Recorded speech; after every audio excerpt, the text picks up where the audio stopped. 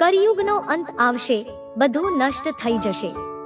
બ્રહ્માંડનો અંત આવશે, આવી બધી વાતો આપણે સાંભળતા હોઈએ છીએ. પણ શું તમને ખબર છે કે આ અંત કેવી રીતે આવશે અને કોના લીધે આવશે? તો ચાલો જોઈએ એવા લોકો વિશે કે જેના લીધે બ્રહ્માંડનો અંત આવશે. હિન્દુ ધર્મમાં બ્રહ્મા અને વિષ્ણુ પુરાણની ઘણી માન્યતાઓ છે.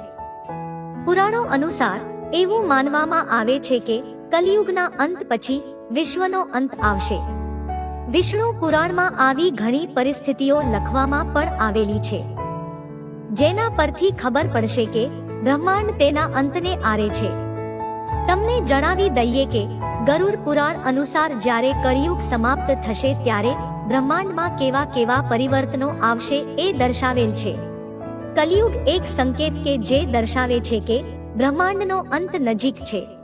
હિન્દુ ધર્મ અનુસાર જીવન ચક્ર 4 સમયગાળા મુજબ ચાલે છે: સતયુગ, ત્રેતાયુગ, દ્વાપરયુગ અને કલિયુગ. એવું માનવામાં આવે છે કે દરેક અવધિ પૂર્ણ કર્યા પછી વિશ્વનો પૂરો નાશ થાય છે. કર્મધર્મના ત્રાજવા એટલે કે દરેક યુગમાં ધર્મ અને ક્રિયાની પવિત્રતા સમાપ્ત થાય છે. બ્રહ્મા અને વિષ્ણુ પુરાણ અનુસાર માણસ પોતે જ બ્રહ્માંડના વિનાશનું એક કારણ બનશે.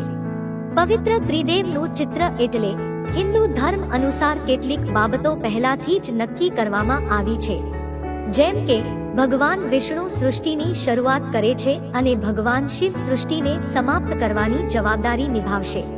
પુરાણો મુજબ બ્રહ્મા પુરાણ, વિષ્ણુ પુરાણ અને ભવિષ્ય પુરાણની આગાહીઓથી લઈને ગરુડ પુરાણમાં કરેલા કાર્યો અને તેના પરિણામો સુધી ઘણું બધું આપણી સામે આવ્યું છે. પરંતુ આમાં રહેલી આગાહીઓ સાંભળીને તમે કદાચ ચોંકી જશો. કલિયુગનું સમય ચક્ર એટલે એમ કહેવાય છે કે કળિયુગ છેલ્લો યુગ છે, તેથી આ યુગમાં આપણે આપણા બધા કર્મોના ફળ ભોગવવા પડશે. જ્યારે કલિયુગનો અંત આવશે ત્યારે પૃથ્વી પર ચોક્કસ ચોંકાવનારી વસ્તુઓ થશે. કમોસમી વરસાદ, વાવાઝોડું, પાણીની કટોકટી આ બધા તેના સંકેતો છે. આયુષ્ય હશે ટૂંકું એટલે જેમ જેમ કળિયુગ અંત તરફ આગળ વધશે તેમ માનવીનું આયુષ્ય ઘટી જશે, જે ઘટીને માત્ર 12 વર્ષ થશે અને શરીર 4 ઇંચ જેટલું સંકોચાઈ જશે. કળિયુગ પછી કલ્કીનો અવતાર હશે, એટલે કે બ્રહ્મા અને વિષ્ણુ પુરાણમાં પણ લખ્યું છે કે એક સમય એવો આવશે જ્યારે આ સૃષ્ટિ દ્વેષ અને ભયંકર કૃત્યોમાં પ્રવૃત્ત થશે. સર્વત્ર યુદ્ધનું વાતાવરણ હશે. ત્યારે ભગવાન વિષ્ણુ કલ્કીના અવતાર સાથે પૃથ્વી પર નવો જન્મ લેશે. મરી જશે લાગણીઓ એટલે જ્યારે પૃથ્વી વિનાશને આરે છે ત્યારે સર્વત્ર પાણી રહસ્યમય રીતે સુકાઈ જશે. આ સિવાય કોઈની અંદર કોઈ લાગણી રહેશે નહીં.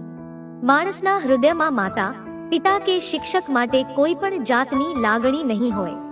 વધશે લગાવ પૈસા પ્રત્યે. લોકો માટે પૈસો એટલો મહત્વનો બની જશે કે તેઓ તેના માટે કોઈને પણ મારવા તૈયાર થઈ જશે. ઉલટા પ્રવાહમાં વહેશે ગંગા નદી એટલે કળિયુગના 5000 વર્ષ પછી પવિત્ર નદી ગંગા ઉલટા વહેવા લાગશે અને વૈકુંઠમાં પાછી ફરશે. એવું માનવામાં આવે છે કે કળિયુગના 10,000 વર્ષ પછી તમામ દેવી દેવતાઓ પૃથ્વીના પવિત્ર સ્થાનને છોડીને જતા રહેશે. પૃથ્વી સાવ ઉજ્જડ બની જશે.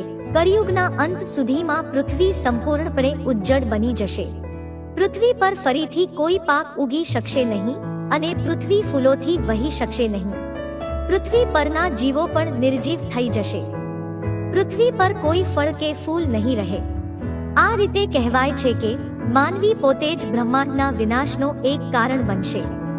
મિત્રો, તમને આ બ્રહ્માંડના અંત વિશે દર્શાવેલ પરિવર્તનો કેવા લાગ્યા એ કમેન્ટ કરીને જરૂર જણાવજો અને વિડીયો ગમ્યો હોય તો લાઈક અને શેર જરૂર કરજો.